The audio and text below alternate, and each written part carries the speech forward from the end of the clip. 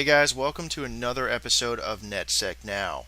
Today we're going to talk more about web app pen testing. And if you remember in our last video, which you should go back and check it out if you haven't already, we went ahead and set up DVWA, or otherwise known as Damn Vulnerable Web App.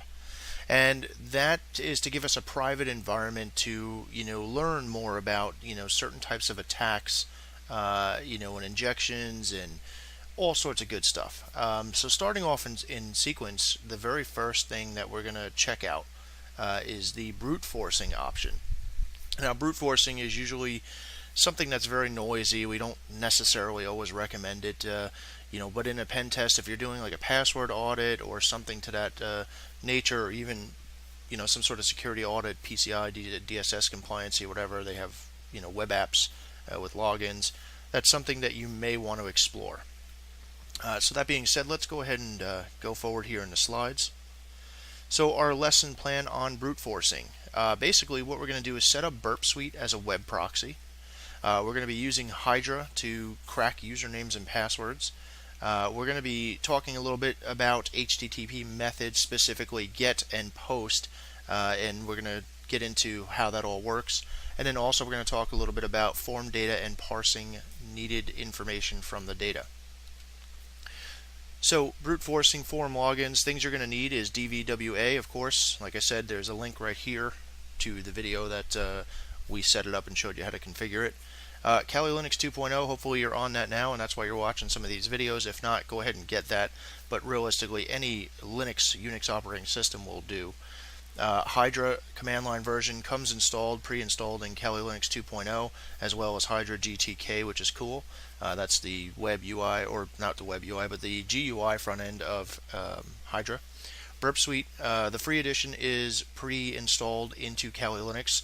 You may run across something where you need to set it up while you're starting it for the first time, but it's usually just yes or no answers. Use your own discretion there.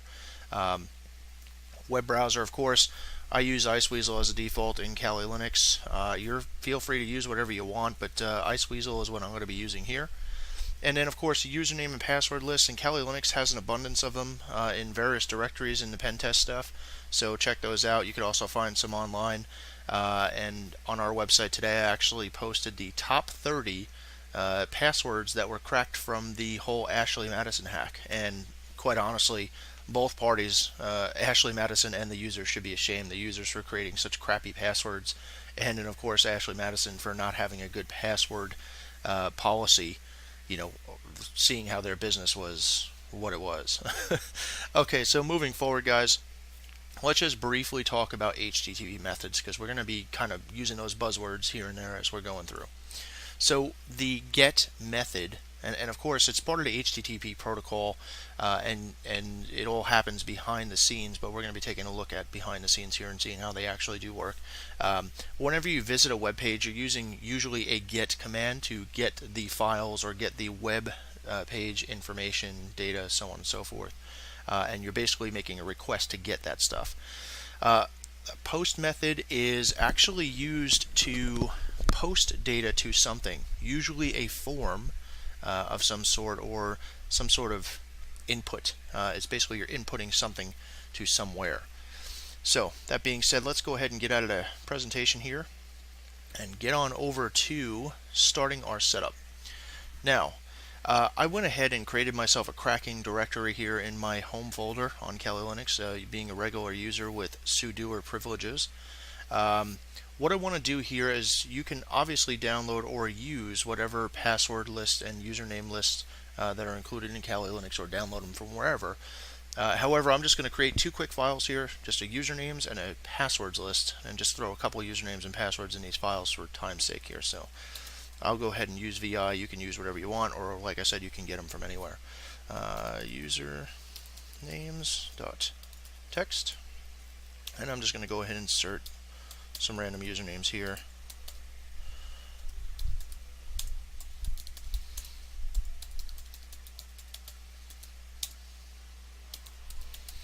Okay. Oops. There we go.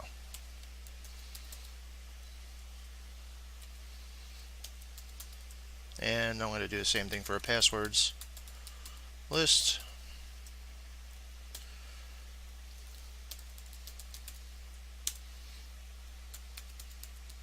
some of these passwords, surprisingly enough, were used by Ashley Madison. So go out and check out our website, learnnetsec.blogspot.com, and check out the latest posting, and you'll see it.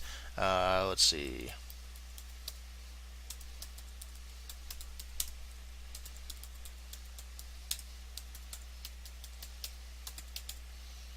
Okay, that should be enough. Just give us a couple here for speed purposes or for time for the video. Now you can see I have both of my files there. Let me just go ahead and clear out the screen.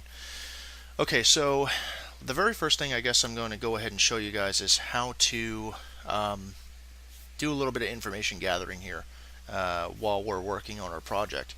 So let's just open up our, and remember of course just to visit the video there about configuring and setting up, starting up DVWA, but let's just go ahead and open up our DVWA main login page here. Of course the username is admin, password is password for the default.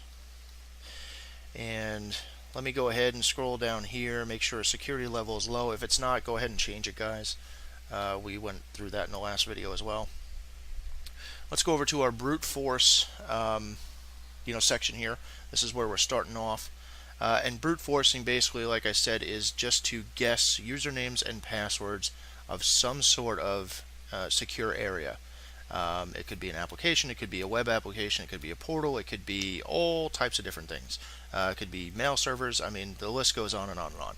And we did some brute forcing videos with Hydra GTK previously about cracking mail server passwords. I believe it was in our low-level, low-tech, hacking, website defacing video that we made. That being said, the very next step here is the very first thing you want to do is check out the source code of the page. So just right click anywhere in there, go to view page source. Now let's go ahead and expand this up. Now just to quickly find the data, I use Control F for find or the search. I just type in form because that's all I'm interested in is the form data. Well, you can see here form action is a £, and method is get. So it looks like it's using some sort of form in of itself. It's probably getting some parameters, and I guess using PHP programming you can actually use a get request to get parameters and match them up for what's expected. You can see the username field input type is text, and the name is username. Now that's the actual name that's submitted to the PHP document that it's actually getting. Usually forms post data, right? And usually get is to request something to be pulled down to view it. But in this case, they're being a little tricky here, and they're using some get data to send the data over and match it up. I'm not going to get into too much of PHP programming here. That's not the scope of this video. So the next input type is password, and the type being password is actually it's changing your password, what you type in. Instead of being clear text, it's changing into decimals, dots, asterisks, whatever, so nobody can shoulder surf you and try to look at your password of what you're typing. Autocomplete is off, and the name is password. Now another important field that should be here, if a programmer was actually thinking, would be a maximum password length, or a maximum length for that input box. So you can only type, say, 20 characters total. So sometimes there's min, max. I mean, it really depends on the programmer. And then of course it's submitting the value login and the name login, so that's some sort of parameter into the script that's posting this, or actually sending this over to. So that being said, let's just go ahead and get out of this. Let's just try any random username here and password. Just put wrong user and then wrong pass and see what happens. Okay, so obviously it didn't let us in. A couple interesting tidbits of information here is the error message that it outputs on the bottom of our screen here. That's pretty important. We're going to want to use that actually. And then to look at the actual URL up here to get yourself an idea of what's actually taking place here. So of course it's sending over the username equals wrong user and password equals wrong pass, which is what we just typed in, and it's saying login equals login, so do the login is basically the what's happening here. So let's not go ahead and worry about this URL right now. What I would love to do here is worry about this this error message. So I'm just going to go ahead and copy this here. I'll open up a leaf pad document just to start keeping notes. Always a good idea, guys. If you watch some of our other videos, I'm all about keeping notes, accurate notes as you're going through your pen test. It may or may not help you for your final report, but it just helps you to keep your mind moving forward and lessen the amount of stuff you have to remember on the fly. So I just want to go ahead and type in error message here. Okay, that's our error message. And then go down a couple of lines here, go back up to our website. Now is where I'll copy the actual link, and I'll just put URL. Alright, so now we got some little bit of information here, and let's go ahead and go forward with actually creating the setup. Now, what Burpsuite is, among many other things, is a web proxy or a proxy for us. Now, when you think about a web proxy, think about a man-in-the-middle attack. And for those of you that may or may not be familiar with what a man-in-the-middle attack is, let me give you a quick refresher. A man-in-the-middle attack is basically you as the attacker sitting in between two people communicating. Let's say user A is trying to send a message over to user B to say, hey, how's your day going? User A sends it out thinking he's sending it to user B in the packet, the headers, and all that stuff, which we'll get to in some advanced videos. But user A is sending that message intended for user B to user B. You're sitting in the middle. It now comes to you first. You look at it, take a copy of it, what have you, and forward it on over to user B. User B sees user A's message and responds back with, hey, my day's great, how's yours, or whatever, and goes and sends it back to user A. But instead, it now comes back to me first. I look at it, take a copy of it, what have you, and I forward it on over to user A. User A and user B never know that I'm there. So it's basically eavesdropping. That being said, that's how we're going to use Burpsuite today. Let me just go back and get ourselves set up here to the main site. Now I want to go ahead and go into our menu, applications menu, and web application analysis and Burpsuite. Now, again, like I said in the beginning of the video, I don't remember, but I think when you fire this up for the first time, it may ask if you want to submit data or something. And like I said, guys, just use your best discretion, of course. But this is the free edition. They do have a professional edition, which does cost, I think it's like $299 for the year. But it does give you some added functionality. It gives you some vulnerability analysis and things like that. You might get this error message here for new versions available. I'm not worried about it. I'll wait for it to come out in the repos, but you certainly could go to their website and pull down the latest version. So that being said, what we want to do here is go up to the proxy tab here on the very top. You notice that intercept is already set to on, which is good. Then we're going to go over to options, and this usually should be filled out for you. If not, you can always add or edit it. Just go ahead and click it, click edit, and you can change the binding port here to whatever you want, 9999, 1234, whatever you want, but I'm going to go ahead and leave it to 8080, and I'm going to bind to the address loopback only, and I'm just going to go ahead and cancel out of this.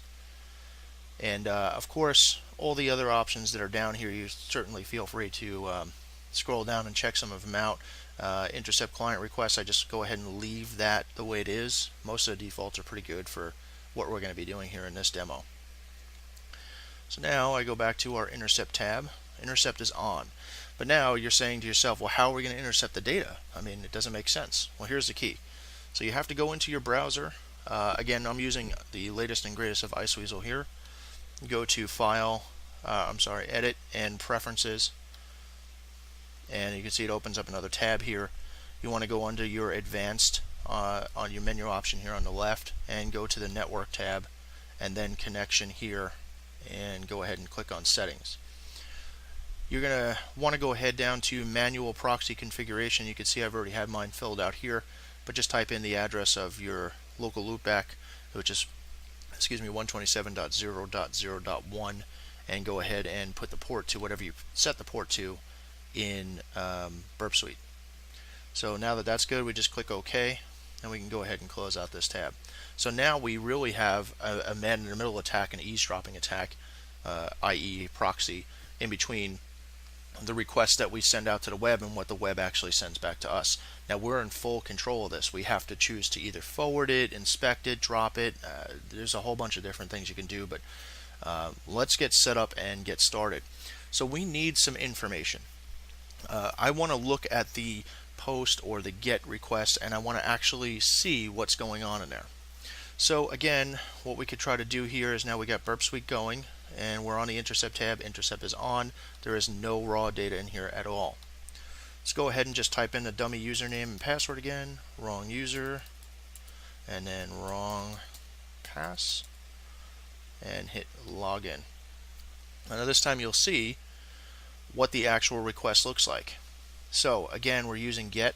Let me just move this over so it's, there we go. We're using a GET request. Oops, sorry about that. Using a GET request, and we are requesting DVWA vulnerabilities brute, and then username equals wrong user, and password equals wrong pass, and login equals login. Well, that's what we saw in the URL, but sometimes the URL doesn't actually show the parameters, right? Sometimes the programmer had half of a brain and won't disclose those details. So that being said, this is where this comes into play as to being important. There's some critical information in here that we need to go ahead and copy. So the very first thing I would do here is copy the actual request method. So just go copy this, go back into our notepad, and go ahead and post that in there. Go back to Burpsuite. Stepping down, you can see it just is using the protocol version of HTTP. HTTP is version 1.1. That's fine. We don't care about that really at this point. The host is localhost, so we can go ahead and Control C that and step on down 2 lines, paste that in there. Now again, guys, it's all about building your information here. So user agent, we don't really need that, but that's what it tells the web server what versions of software we're using, Linux, what version of browser we're using, Firefox, Iceweasel, same thing, and it's Mozilla 5.0. Except text HTML applications, that's all the different file types and encodings it accepts. Language is English. Except encodings or gzip and deflate. The refer is where we came from, not necessary to copy this at this point, guys, because we pretty much already have all that information up here and again in our host that we copied. So here's where it gets intense too. You have to have this information, and it's weird, and I'll explain it to you as we get to that point, but realistically the reason why you got to have this right here, your cookie information, is because of the way DVWA is set up. Now I guess in part it's actually a good idea to go through this now, so when you come across this later in your pen testing career, you'll know why. So the reason behind this is because when you go to your default DVWA installation and you fire it up on the web browser for the first time, you're greeted with that first login screen like you saw earlier in the video. Now that being said, you have to log into there to be able to make any kind of navigation changes on the menu and so on and so forth.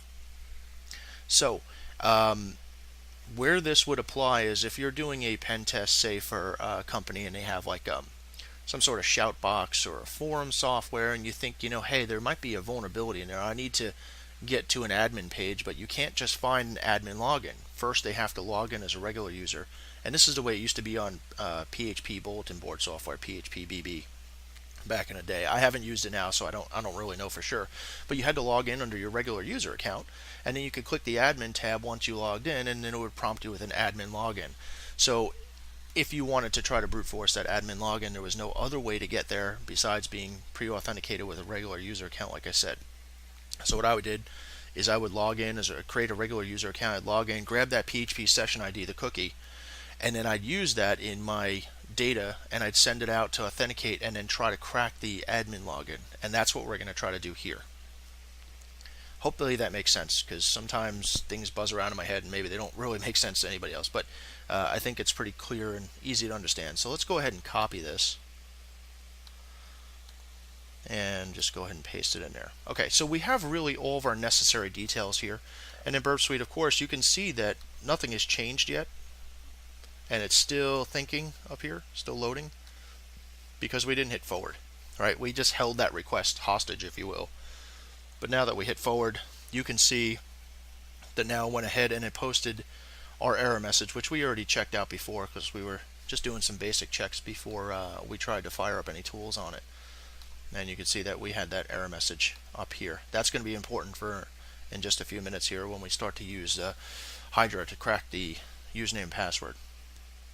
Okay, so at this point, we're pretty much kind of done with Burpsuite. We can turn intercept off. We can actually go back to our DVWA, go back to our browser anyway. Just go back into preferences, advanced down here, network of course, settings.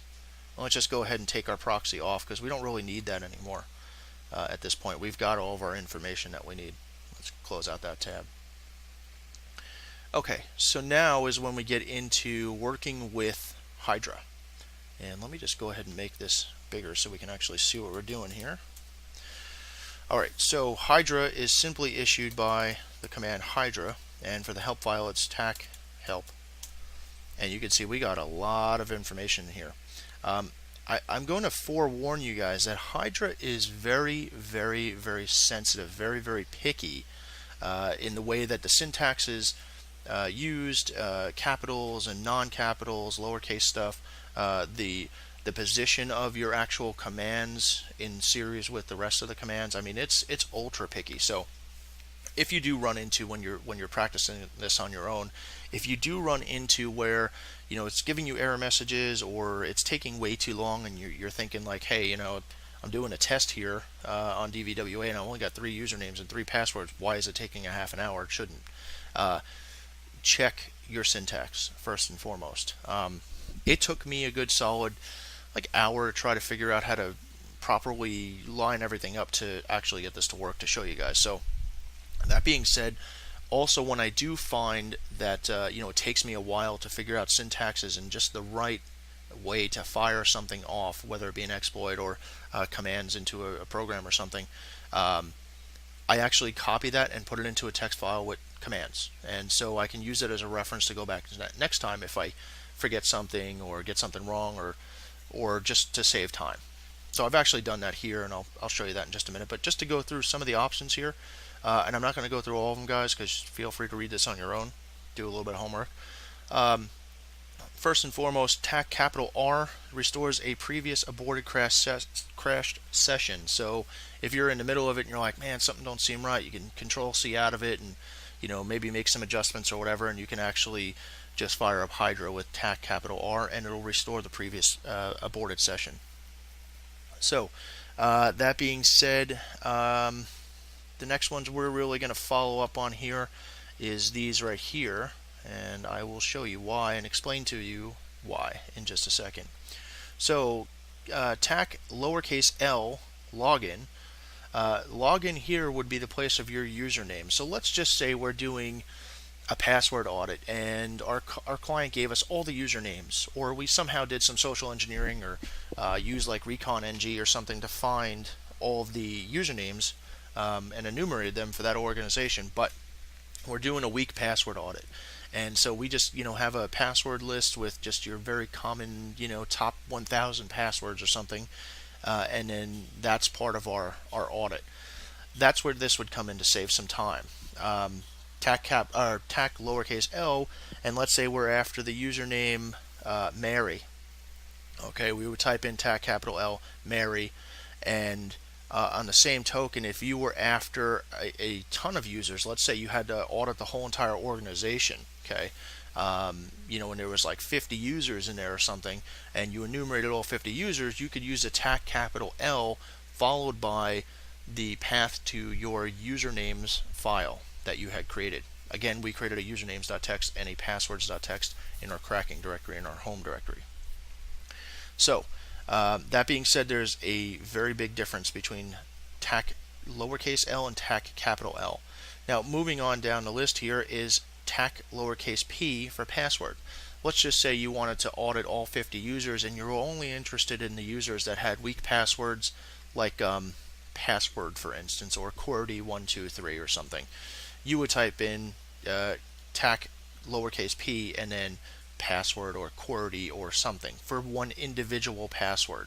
If you, however, wanted to do another password audit, you would type in tac capital P followed again by the syntax or the location of your password file. So that's two big differences there. That's something that's pretty important, and I'll show you why in just a little while. You can use colon separated files, guys. You could use a list of servers. You know, if you were auditing a company's mail servers, for instance, and they had a bunch of them for, you know, failover or whatever, you could certainly go ahead and do that. You can write the found login passwords to an output file as opposed to the std out, which is live to you on the screen. Going down the list here, there's not really much else in those options that we're concerned with, except for verbose mode. Always, if there's an option for that, I recommend. And this, in this case, is techV. And then that shows the login password for each attempt. You can just do the lowercase v just for verbose mode. Let's see here. So then the other options that we have here are supported services. Now these are actual individual modules, and I'll show you how to look those up in just a second.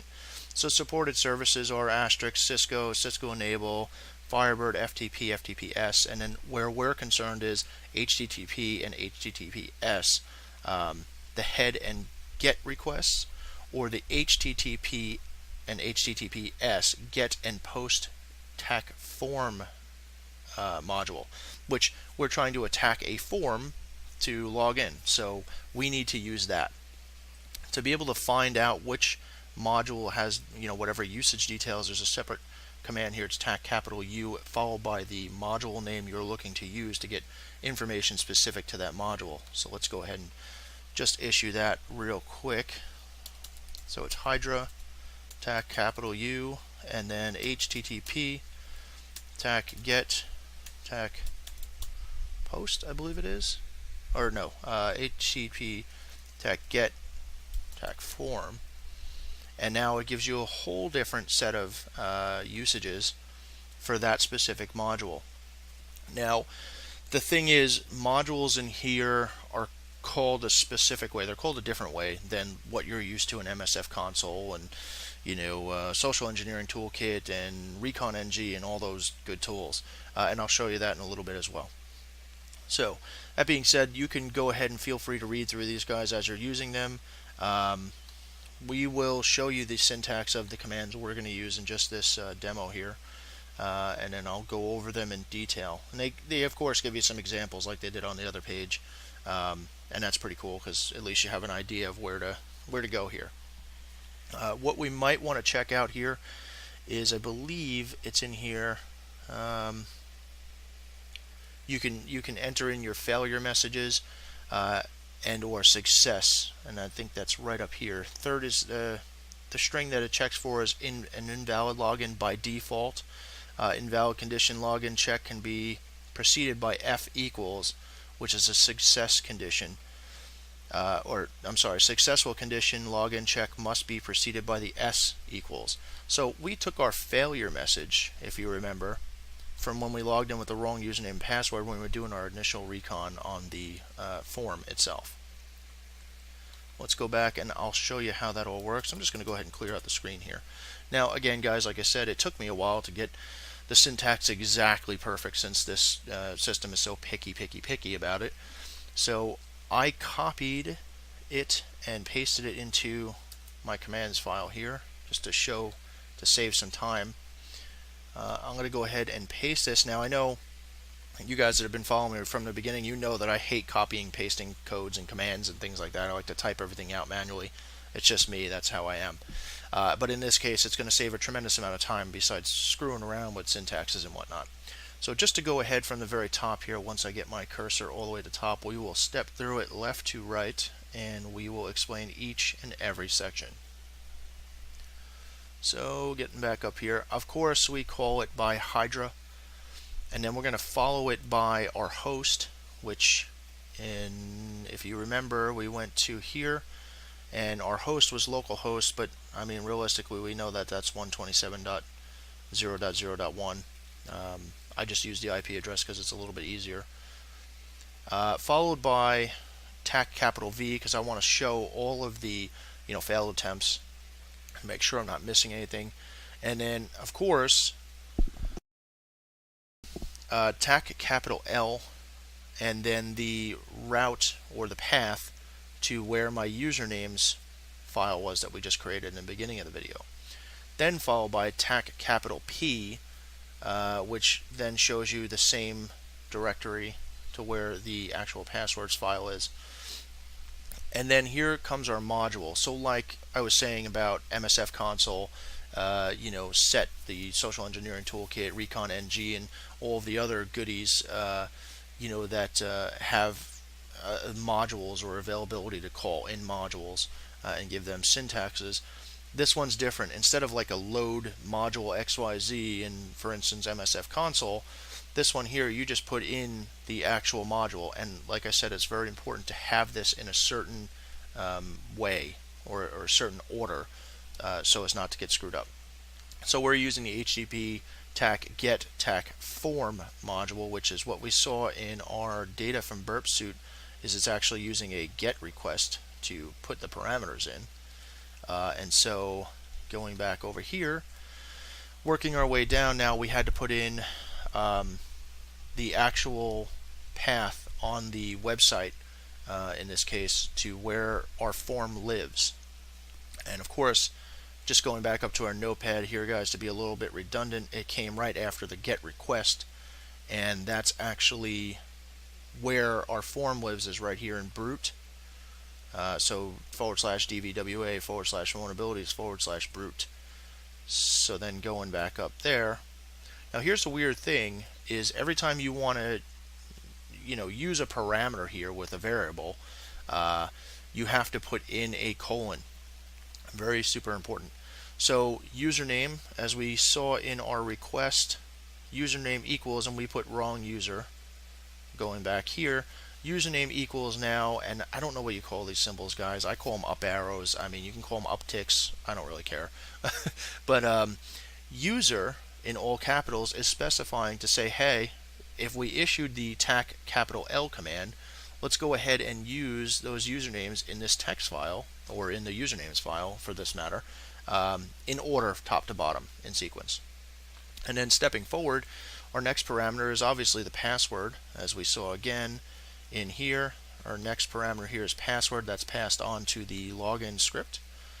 And the same idea here, the uptick arrows, capitals, all capitals, pass, says, hey, if we're using the tach capital P, go ahead and go ahead and use the passwords from top to bottom in here, stored in this directory in the passwords.txt file. Moving on, let me just scroll down a little bit here to get the rest of this stuff into focus. So moving on, and then it says go to end login equals login. So that's what it's telling us, do the login.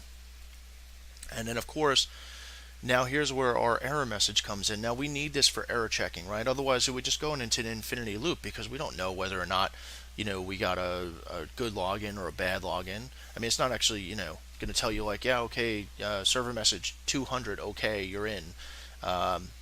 So we need to tell them, okay, colon F for the failure message equals, and we saw that in the module help file that we just looked at before, equals incorrect. Now if you remember, our error message was the whole thing was username and or password incorrect with a period. Well, we snipped all that because we just don't feel like writing things out forever. So I just used incorrect because, and in my testing obviously, a successful connection is not going to say incorrect, right? A successful login will say, it won't say the incorrect successful login, so it wouldn't make sense. So that being said, we use the error message because we want to know when it's actually guessing wrong.